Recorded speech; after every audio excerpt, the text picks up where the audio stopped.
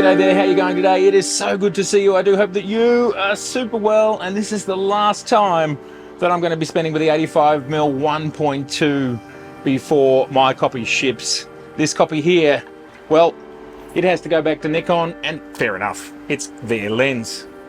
God mode. Today in this video, we're going to do one last thing that I had wanted to do, but my massive Opus video, which you should check out here, it had so much else going on. I really didn't feel like I needed to add anything else to that video. So this video, we're going to be comparing four 85mm lenses. The 85 1.2, the 85mm 1.8S, the Viltrox 1.8Z, and well, because this used to be the flagship 85mm, this is the 1.4G. I very excitedly bought this almost 15 years ago in 2009. Cost about $2.5 grand. Something like that, and at the time I was so pumped and I really enjoyed using it. But I think, as we'll find out tonight, it really isn't the same as the new 85 1.2. And that's okay. The important thing about looking at these other lenses is what this allows for is people to have options besides Nikon's most expensive 85mm ever. And it's good to have options, and all of these are still available today. Let's get into it. So here we are with the 85, and we're doing the 85, 85, 85 challenge. 85, 85, 85 challenge.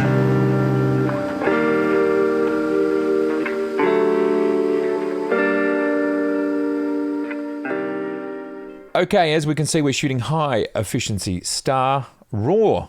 There it is written there. That is super cool that we can see it in the latest version of Capture One. I love that. They updated it. I didn't know. I'm just seeing this now. I'm so excited.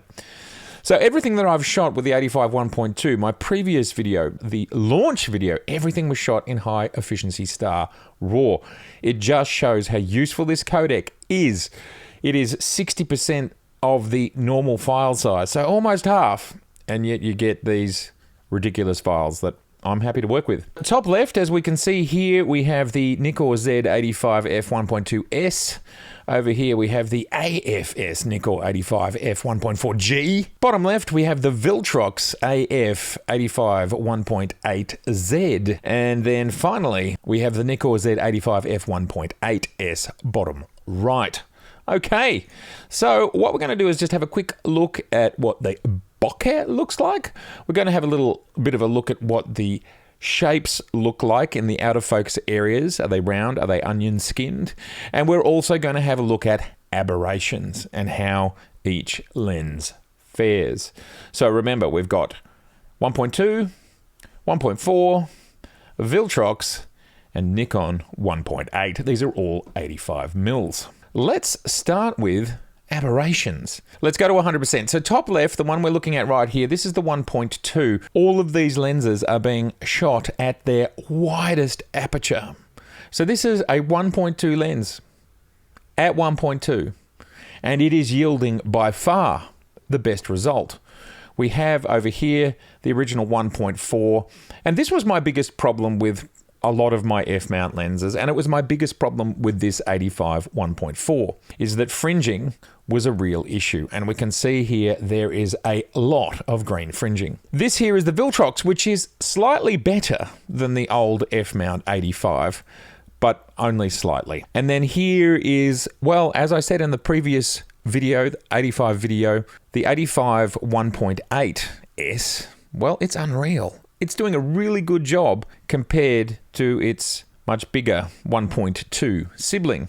Now, for instance, if we look here at this one, there's still more color in the 1.8, but it starts to get a pretty small difference. Now, some people have tried to suggest that the old f1.4G and the 1.2 are similar, and they are simply not similar at all. So it's pretty simple here. The two Z lenses are the best when it comes to fringing. Then the Viltrox, which is a Z lens, but it's non-native, probably doesn't have the coatings for it. And then finally the old f-mount lens, which is almost 15 years old, or something like 15 years old.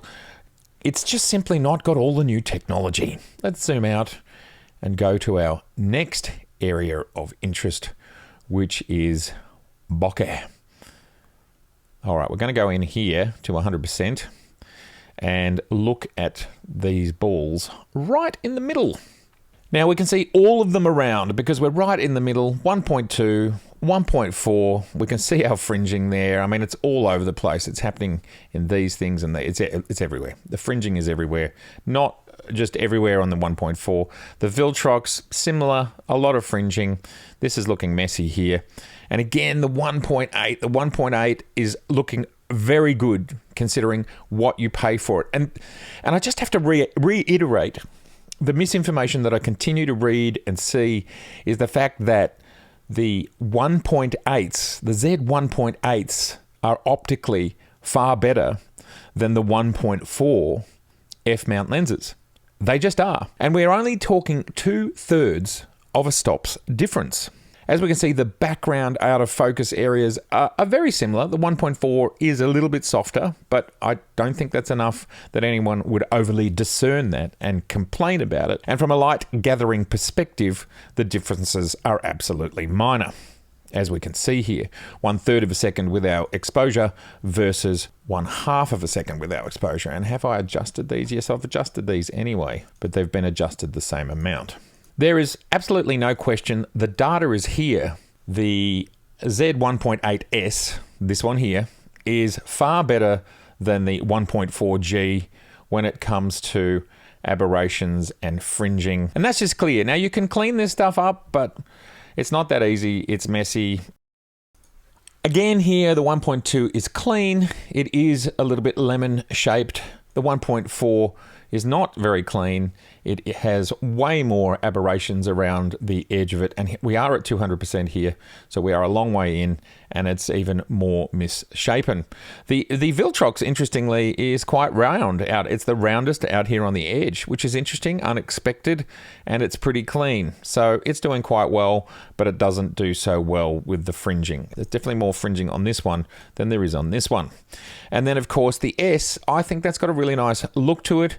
They are lemon-shaped, but they are clean. So that's an interesting test for out on the edges there. Now, let's look at the sharpness. This is pretty close to the center of the frame, just to give us an idea. And we'll go into 200%. And again, I believe what I'm seeing here, it's pretty clear to me, is still there's the purple fringing is happening around the edges here on the 1.4. You can see it on the letters. These higher contrast areas are also looking way more fringed. There's just fringing all over the place, and it's definitely softer. This is definitely softer. So the 1.4 is softer, it fringes more. The 1.2 is looking great at 1.2. And then if we look at the Viltrox at 200%, it's looking pretty sharp. It's actually looking pretty sharp. It's got a little bit of fringing that we can see here. And the fringing probably is, it's nowhere near as bad as the 1.4 f-mount lens. And then if we look at the 1.8 here, I would definitely, to my eye, the 1.8 on the bottom right is not as sharp as the 1.2 here. So, yeah, this is interesting, but I definitely think, once again, we are clearly getting the best result from the 1.2. We're getting the least best result from the f-mount 1.4, and then it changes. It varies a bit whether you're on the center or the edge of the lens, but the Viltrox is actually holding up quite nicely here, but the 1.8S is cleaner, there's less aberrations, very similar level of sharpness, kind of might depend on how you look at it. But this has got some fringing we can see here. I don't see any here. So the two ZS lenses are doing the best, but the 1.2 appears to be the sharpest to my eye. In this test, it's sort of really, here we're looking at absolute sharpness. The 1.2, I mean, that's stunning. We're at 100%. That looks great. Again, this is not as sharp. It's still a fine result, but it's just simply not as sharp. I think the Viltrox is doing pretty well, but I think the S is doing slightly better here. The 1.8S is doing slightly better than the Viltrox 1.8. So again, it's pretty much in the same order. You would go Nikon 1.2, Nikon 1.8, Viltrox, and then F1 1.4G in that order. And as you can see here, we're at the bottom of the frame getting towards the corner. Now let's go right into the corner.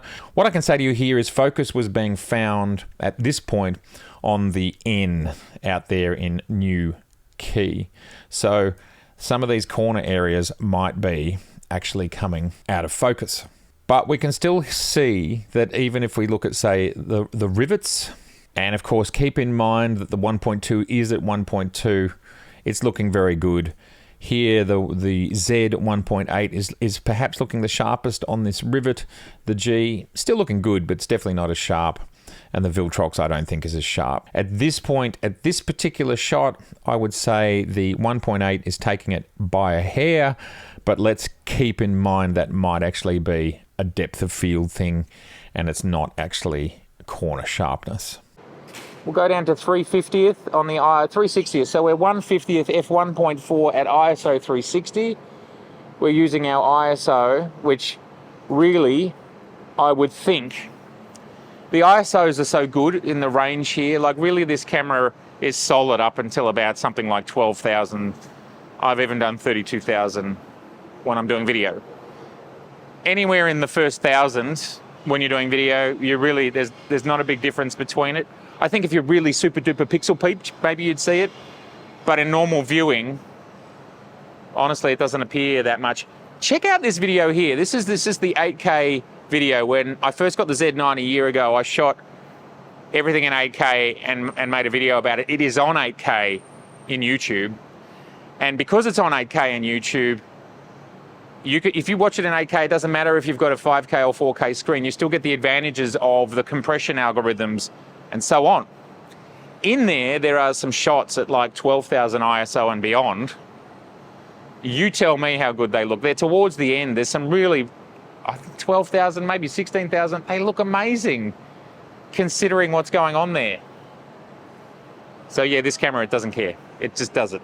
It's very good. It's very good in low light. Bring on some more cameras. Come on, Nikon. Right, we're rolling here, just looking at focus breathing again. We're rolling through the range, and I think focus breathing is very well suppressed. It does exist, it's very minor, and much better than all the other 85s we've been playing with. We're going to go back to autofocus, and we can focus here, foreground, on this pole, or on this pylon, or on the bridge, and we can just see how beautiful and sharp that all looks. Look, it is night time. We are shooting at 1/150th at f1.2 at ISO 125. So we're almost at base ISO, but because we've got this 1.2 lens, that looks good. That's my favorite shot of the night. It's a little bit messy, but I'm not trying to win an award. I just want it to be a bit interesting.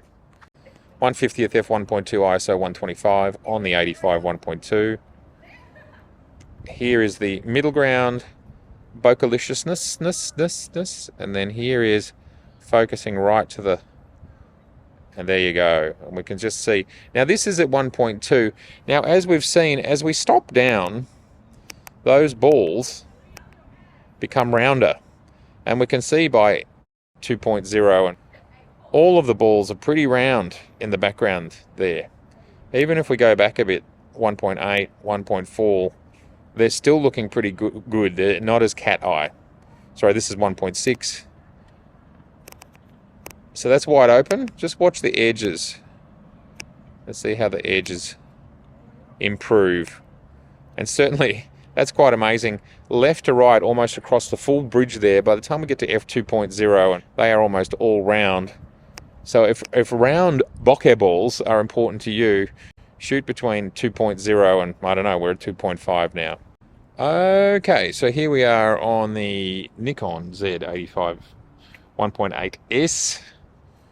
And we are wide open at 1.8 at the moment. And the bokeh balls are a little bit cat high on the edges. We go to f2. I don't think they're as round.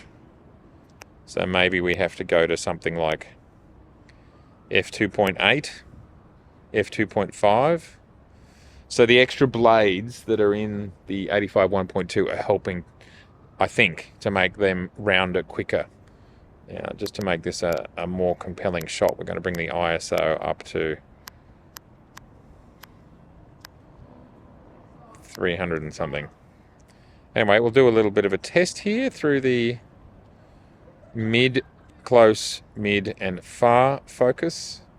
And we're going to do this wide open this time.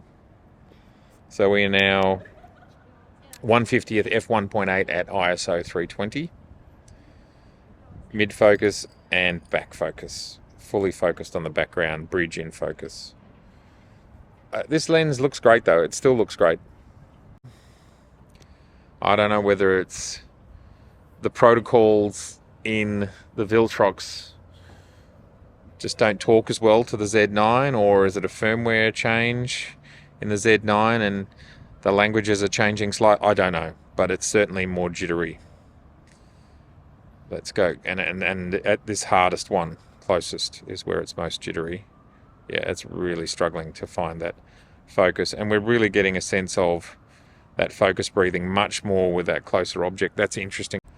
The closer the object, the more the focus breathing is obvious. So we've finally found focus, and we can see bokeh balls are, oh, it's very unhappy. Very unhappy right now. So there is a need for a firmware update from Viltrox, I would say, because it's losing focus, and I'm not asking it to do much. Yep, so that's really struggling. And let me just manually, that is so stiff, it's quite unbelievable. Yeah, those balls are not round, they are different types of balls. The Viltrox is giving us the least pleasing balls. And we will go to 1.4. So we're 1/50th, 1.4, 140 ISO. And then let's go out to say 2.5, 2.8. Add in a bit more light, double the light coming in. Go out to 3.5. Whoops, lost focus. This is 3.5. I will let you decide for yourselves. And there we have it.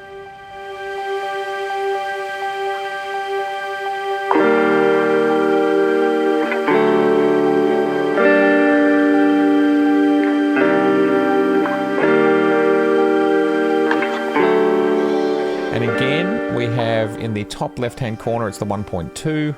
Then it's the Viltrox in the top right. The 1.4 is in the 85 1.4 is the bottom left. And the Z is in the bottom right. So the order changed slightly here. I'm sorry about that, but that's okay. We'll all remember. What I was interested in here again was with this extremely bright light in the background, and critical focus was aimed on this wall here. That's what I was attempting to do. And again, you can clearly see, and here we are at 100%, that the 1.2 was sharp. If you look at the sticker of the space person over here, definitely it's sharpest, I believe, when looking at the 1.2. And then fringing. All fringing and flaring is what we're looking at here, and we can see the 1.2 is handling fringing and flaring better than all the other lenses. This is the 1.4G. It is doing it the worst. This is the Viltrox, second worst. Pretty close between the Viltrox and the S, but also this jitteriness here that we can see on the wall is quite different, and I don't think the Viltrox is as sharp. And then we look here at the 1.2, and clearly flaring is best, fringing is best, and the out of focus areas just look lovely and not jittery. This 85 1.8S, it's a great lens. It's a great lens. All right, we're ready to move to our next location. Lovely images came from this lens. This is a 15th of a second at 1.2. These are birds. This is the moon. Just a great sense of kind of depth and atmosphere. The Red Hot Chili Peppers were playing in that stadium as we were shooting. There's the 85 in vertical at 1.2. And this is handheld. So we're 1/8 of a second handheld. And here is half a second on the 24 to 72.8 at just about 50 mil handheld. Half a second. Pretty amazing that you can do that. Is it 100% rock solid? Maybe not, but for what I do, that's pretty amazing. And we are at base ISO. We are at 64 ISO handheld. 1/50th f1.2 ISO 220. At the end of the day, the summation is around the 85 1.2 and how it compares to other 85s, not all of them, but some other options, more affordable options, is, from my perspective, you absolutely get what you pay for. In the 85 1.2S, it really is the closest to perfect of all of these lenses. We can certainly see a massive technological jump since the 85 1.4G. A lot has happened in the last decade when it comes to flagship 85mm lenses. Yes, you pay more. That is absolutely correct. But yes, you get so much more. We can also get from this that the 85 1.8S is also a magnificent option, with the Viltrox being pretty good as well, but it really seemed to have some issues when we were doing video, changing apertures, and it just became jittery at focusing. And this was something that was absolutely unique to the Viltrox that did not happen with the other three Nikon lenses. So, of course, we have the potential for compatibility issues, as well as I believe that particular lens is not as well weather sealed, if it's weather sealed at all. Right in the middle of all of this is the 85 1.8S. And if you want best in class, well, we can see the class of these four. There is absolutely no doubt that the 85 1.2 delivers. This was an optical test, but I can tell you when it comes to speed of focus and how well it works, like performance from that perspective, well, do jump back to my original 85 1.2 video, and you can just see how it is working in extraordinarily difficult conditions. This is a case of you get what you pay for. Absolutely outstanding, and cannot wait to get the 85 1.2 back in my hands. And now it's your turn to comment which 85mm is for you. If this is your first time here, I would love to see you again, so please do subscribe. Please share and please like this video. It super duper helps. And if there's the odd affiliate link and you're thinking of grabbing something, it does not cost you anything extra, but it really does help the channel keep creating videos like this. All right, well, I will see you so soon. Take care and bye for now.